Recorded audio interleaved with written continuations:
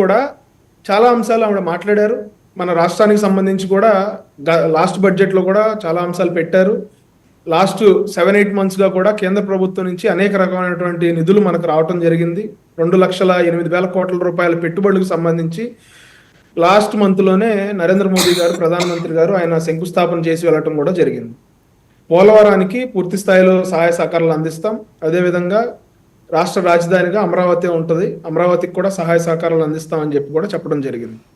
ఇక్కడ వైఎస్ఆర్సీపీ ప్రతినిధులు వచ్చేసి అసలు ఏమీ లేదు, బడ్జెట్లో అసలు రాష్ట్రానికి ఏమీ లేదు, మాకు 22 మంది ఎంపీలు ఉన్నప్పుడు మేమేదో ఏమీ చేయలేకపోయామంటే మాకు మనతో వాళ్ళకి అవసరం లేదు కాబట్టి మేమేం అడగలేకపోయాము అంటే, సార్ ఇక్కడ అవసరం ఉన్నా అవసరం లేకపోయినా ఒక ఎంపీ బాధ్యత ఏంటంటే రాష్ట్ర ప్రయోజనాలని పార్లమెంట్లో వినిపించడం, రాష్ట్రానికి కావాల్సిన నిధులు కేంద్ర ప్రభుత్వంతో మాట్లాడి తీసుకురావడం.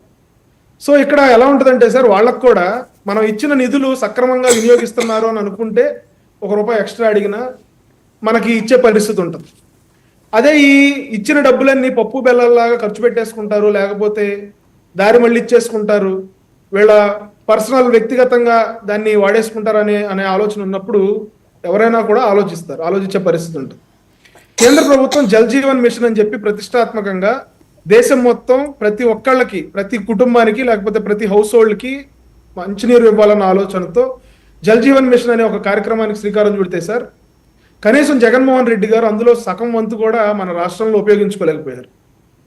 ఈ రోజున కేంద్ర ప్రభుత్వం 2025లో పూర్తయిపోయే జల్ జీవన్ మిషన్ని 2028 వరకు ఎక్స్టెండ్ చేసింది మన రాష్ట్రం యొక్క పర్సనల్ రిక్వెస్ట్ ద్వారా.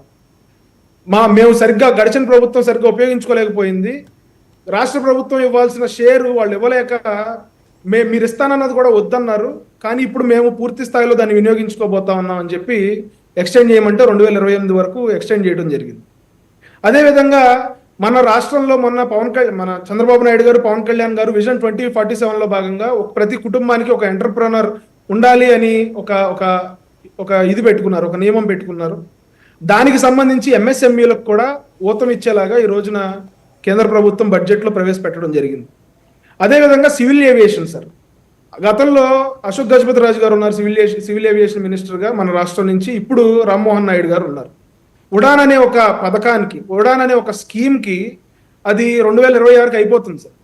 10 సంవత్సరాల పాటు 2016 నుంచి 2026 వరకు అప్పుడు మన అశోక్ గజపతి రాజు గారు ఉన్నప్పుడే దాన్ని స్టార్ట్ చేశారు. మళ్ళీ ఈ రోజున దాన్ని ఇంకో 10 సంవత్సరాలు ఎక్స్టెండ్ చేశారు. 120 పైచీలకు కొత్త డెస్టినేషన్స్కి ప్రజల్ని రవాణా మెరుగుపరచాలి, 4 కోట్ల మంది పైగా ప్రయాణికుల్ని అందులో మనం గమ్యస్థానాలకు చేర్చాలని చెప్పి ఉడాన్ పథకం ద్వారా కేంద్ర ప్రభుత్వం శ్రీకారం చుట్టింది సార్. అయితే అందులో భాగంగానే మన రాష్ట్రంలో 7 కొత్త ఎయిర్పోర్ట్లకి, అంటే జగన్మోహన్ రెడ్డి గారు చెప్పినట్టు జిల్లాకు ఎయిర్పోర్టు మాయమాటలు అయి కాదు సార్, అంటే 7 కొత్త ఎయిర్పోర్ట్లు మన రాష్ట్రంలో ఆల్రెడీ 7 ఎయిర్పోర్ట్లు ఉన్నాయి. ఇంకో 7 కొత్త ఎయిర్పోర్ట్లకు సంబంధించి కూడా మొన్న లాస్ట్ మంత్లో మన రాష్ట్ర ప్రభుత్వం దానికి సంబంధించి ప్రణాళికలు రచించింది సార్. అదేవిధంగా అమరావతికి సంబంధించి, పోలవరానికి సంబంధించి, స్టీల్ ప్లాంట్కి సంబంధించి, ప్రత్యేకంగా స్టీల్ ప్లాంట్కి సంబంధించి రీసెంట్గానే 11,440 కోట్ల రూపాయల ఆర్థిక సాయం చేశారు సార్. శేఖర్ రెడ్డి గారు ఏదో చెప్తా ఉన్నారు, మొన్న కుమారస్వామి గారు వచ్చి ఇది మొత్తం అప్పులు కట్టుకోవడానికే మీరు వాడుకోండి తప్ప వేరే దానికి వాడుకోవడానికి లేదని ఏం చెప్పలేదు సార్. అది ఆయన మాట మార్చి చెప్తా ఉన్నారు. కుమారస్వామి గారేమో అట్లా చెప్పలా.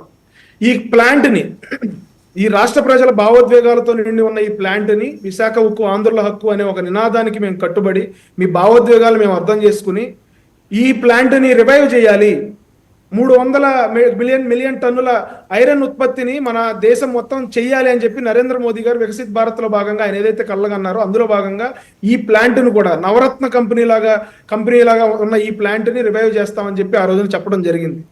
అదేవిధంగా బల్క్ డ్రగ్ పార్క్ సార్ నక్కపల్లిలో, BPCL refinery sir, green hydrogen project sir, ఇవన్నీ కాకుండా సార్ ఇప్పుడు రాష్ట్ర ప్రభుత్వానికి సపరేట్గా కేటాయించకపోయినా ఈ రోజున బడ్జెట్లో ప్రవేశపెట్టిన చాలా స్కీమ్స్ మన రాష్ట్రం కూడా దానివల్ల లాభపడే పరిస్థితులు ఉంటాయి సార్. ధనధాన్య స్కీమ్ అని చెప్పి ఒక కొత్త స్కీమ్ వచ్చింది సార్, దాని ద్వారా ఫైనల్ గా ఏపీకి అయితే ఏ అన్యాయం జరగలేదు అంతేనా సార్? అట్లా కాదు సార్, ఇప్పుడు అన్ని లక్షల కోట్ల బడ్జెట్